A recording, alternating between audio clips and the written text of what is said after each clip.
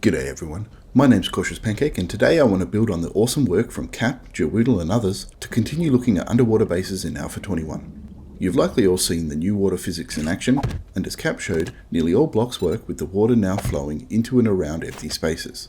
Gerwoodle then gave us a video showing how the sheet blocks are an exception to this and, for now at least, will hold the water at bay. So I wanted to take the next step and try and make a viable underwater base. It's not stealthy, so if that's your goal then this probably isn't for you, but if you want a cool underwater base where you don't have to get your feet wet, then this might be for you. Starting outside, we can come down our new water repellent tunnel that carves through the water and allows you to ride in on anything less than 2 blocks wide. So sorry, no 4x4s. Once at the end, you'll probably have to pick up your motorcycle to turn it around, although the mini bike might be able to do it Austin Powers style.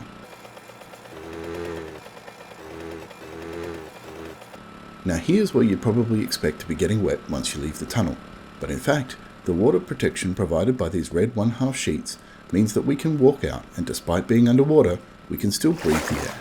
Not only that, we can then use these sheets around the outside of the base and put in some extra full sheets in yellow at the corners and create a protected path all the way around the base.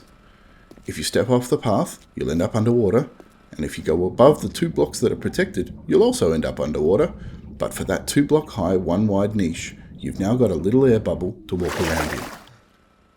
Similarly on the inside, I've pushed all of the water out using the full sheet blocks. Even where the door would go, I've put in the sheets to ensure that the water can't get in. Then, up the back, there's a tunnel down with dual ladders in case the zombies destroy one during the horde. This is our access down into the base as well.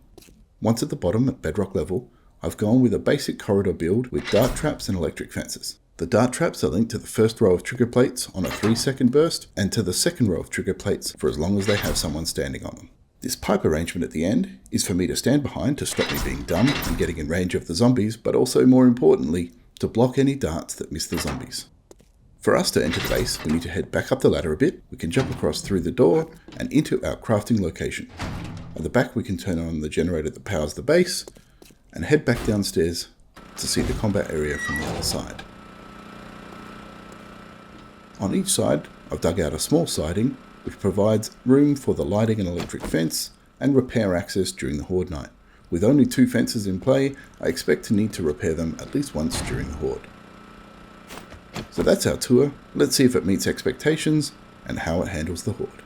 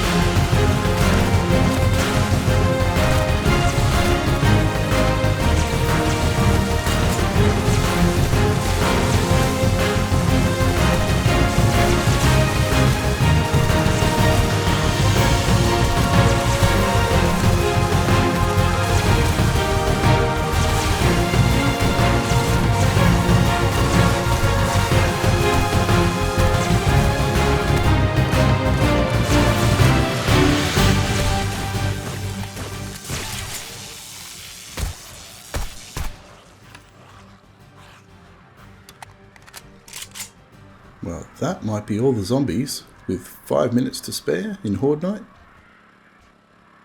I can hear a few bashing upstairs, I can hear some vultures upstairs. And I don't know where that zombie is that I can hear right next to me that's been bugging me for the last 30 minutes or so. Let's turn off the power and head upstairs and see what damage they've done. The ladders still look pretty good. You can hear the bashing continuing, so There's obviously a couple of zombies left around, although the vultures seem to have disappeared. Oh, that one's taken a beating. And we've lost a little bit of the protection from the water there, but most of it has remained.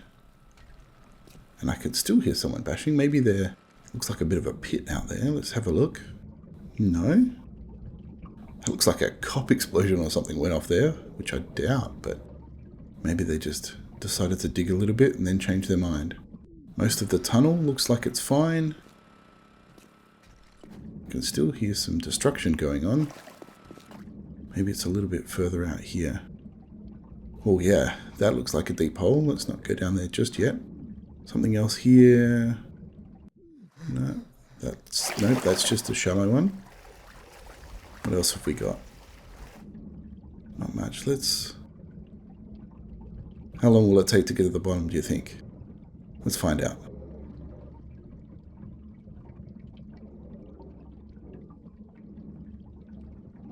Down, down, down we go. You can see the land came block. We're getting closer and closer, so it certainly looked like someone tunneled down to try and get to us. And has disappeared or despawned at the end of Horde, but they certainly made it to the edge of the base and just started to give it a tickle before the Horde Night was over. So that's something to keep in mind. If we jump into third person mode for a little bit, you can see just how much digging one of the zombies did, or maybe a couple. They've dug all the way down to the roof of the crafting section of the base, somewhere in the middle, which is a strange option to have taken. That second one, that's the second biggest tunnel, was probably more heading down to where we were. A couple of quick tips on the build process. First, for the tunnel, the sheet 2 meter block is a great one to start with. Placing them down as you go into the water will allow you to work your way outwards, and while your feet might get wet, you'll be able to breathe as you build.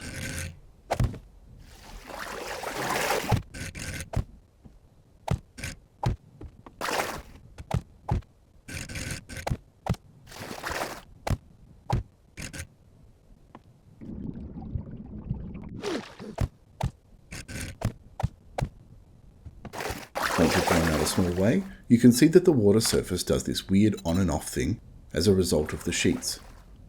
To get rid of this, place standard cube blocks on the outside of the sheet.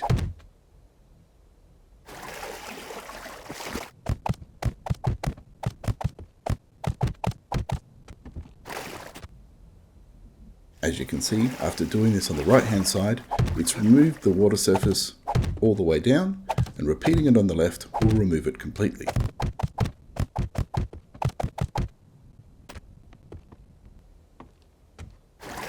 For any little water pockets that you've got left in the tunnel, you can remove them by digging out a space to put in another sheet, although this will then create a bit of a step in your tunnel floor, which is fine if you're on foot, but a problem for vehicles.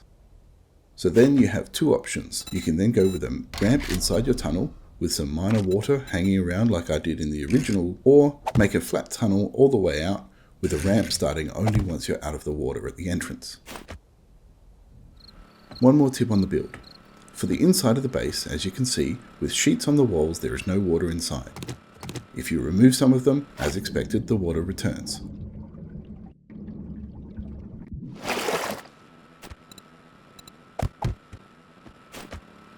But while the water is gone, you can then dig down through the floor where we have no sheets and create the entrance to the base.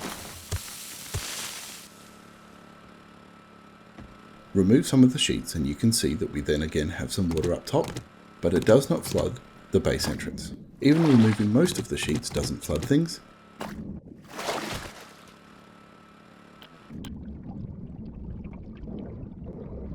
However, if we will remove all of the sheets, then the water will enter the bedrock part of the base. Adding sheets back again will clear up the water in the room above, but not from the bedrock section, so make sure those sheets up top are upgraded to the strongest material you can, especially given that they have lower health than standard blocks.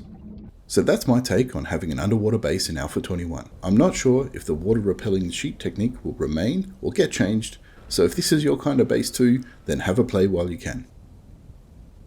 I hope you've enjoyed watching. If so, please click on the like button to give this video a boost, and if you'd like to see more videos like it in the future, please subscribe and come back for the next one. As always, thanks for watching, and happy underwater building.